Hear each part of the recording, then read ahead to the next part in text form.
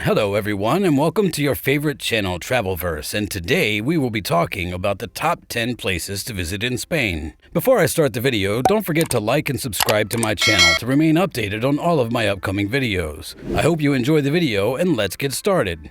The World Tourism Organization has its main office in Madrid. There are 15 national parks in Spain right now. One is the Balearic Islands, 10 are on the mainland, and 4 are on the Canary Islands. The base of the Teide National Park in the Canary Islands showcases the third largest volcano in the world.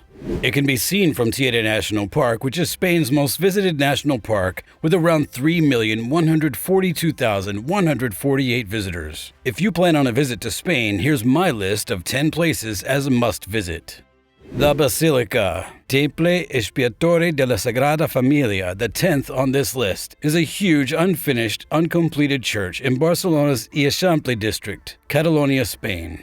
Sagrada Familia was built by the Catalan architect Antoni Gaudí, and it's on the list of UNESCO World Heritage Sites. It's one of the largest unfinished Roman Catholic churches right now. Pope Benedict XVI on November 7, 2010 gave the church its name and made it a minor basilica. Visitors can go to the museum, the crypt, the nave, the shop, and both the nativity steeples and the Passion. To get into either steeple, you need to make a special reservation before and buy a ticket in advance too. Access is only possible by lift and a short walk up the other steeples to the bridge between the steeples. There's a spiral staircase with about 300 steps that is used to get down. Some people with health problems are given a warning beforehand.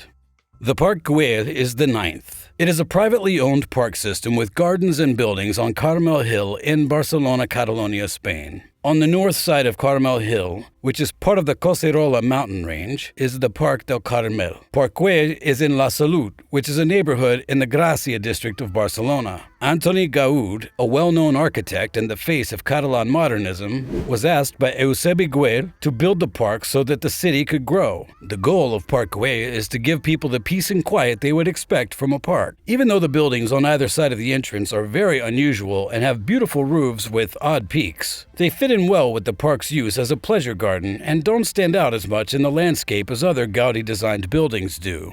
The Alhambra is a palace and a castle complex in Granada, Andalusia, Spain, and is number 8 on our list. Its name means the Red One. It is a famous piece of Islamic architecture and one of the best preserved palaces from the old Islamic world. It also has important examples of Spanish Renaissance architecture. The area where the Alhambra is located is very beautiful. It was built on a plateau that looks out over the Moorish part of Granada's old city called Albaicin, or Albaicin. At the foot of the plateau, to the north, the Darro River flows through a steep ravine. Outside the palace, the Moors planted roses, orange trees, and myrtles. Alameda de la Alhambra. The most unique thing about it is the dense wood of English elms that the Duke of Wellington brought there during the Peninsular War in 1812. The Mosque Cathedral of Córdoba is a cathedral of the Roman Catholic Diocese of Córdoba, dedicated to the Assumption of Mary, and is number 7 on our list of places you should visit in Spain. It is in the Spanish region of Andalusia. It used to be an Islamic mosque, so it is called the Mezquita and the Great Mosque of Córdoba. The mosque building is seen as an important landmark in the history of Islamic architecture, and many academics think that it had a big impact on the Moorish architecture that came after in the Western Mediterranean regions of the Muslim world. Since 1984, it has been an UNESCO World Heritage Site. It is also one of the most important buildings and tourist attractions in Spain. The Cathedral of the Holy Cross and Saint Eulalia, or Barcelona Cathedral, is the Gothic cathedral and seat of the Archbishop of Barcelona, Catalonia, Spain. It is ranked 6th on our list. The inside of the cathedral is beautiful, and the audio tours are great and full of information. The views from the rooftop are so beautiful that it's worth going there, and plenty of space to get fresh air. Very interesting and worth going to see.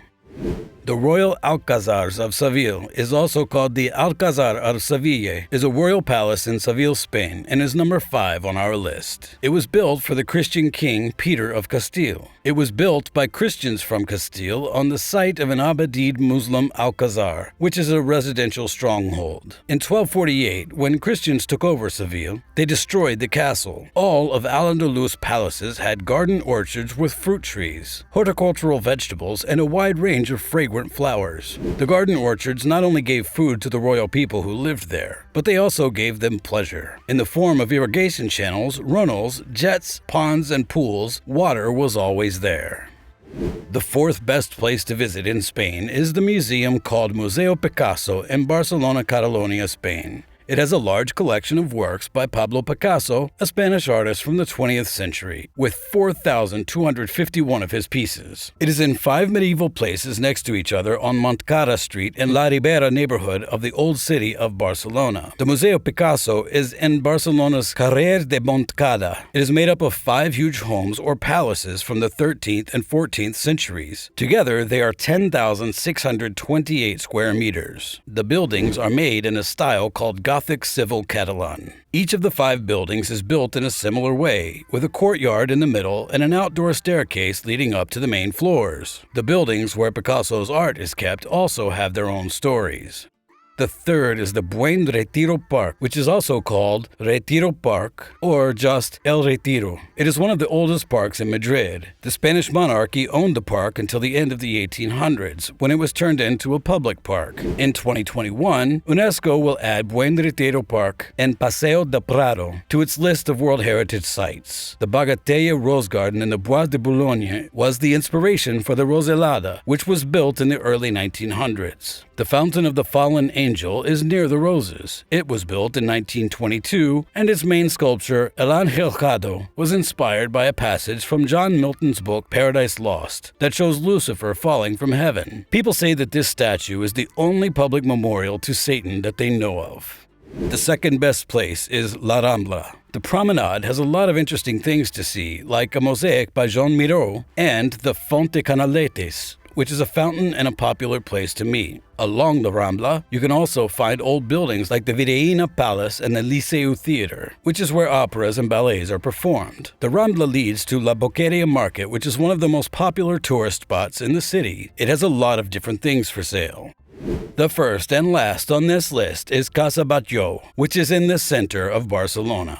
It was made by Antoni Gaudí and is thought to be one of his best works. The architecture of Casa Batlló is more impressive and you could see more rooms, so it gives you more for your money. Casa Milà is still a great place to visit in Barcelona and it's cheaper than the other option. However, we think Casa Batlló is the best value overall. If you have the money, we really think you should see both properties, so this decision only applies if you have to choose between the two. Even if you don't plan to go inside, you should go to Casa Milà just to look at the beautiful outside. That's all for today, guys. How was the video? Did you like it or not? Please do mention it in the comments below. Take care, thank you for watching, and see you next time.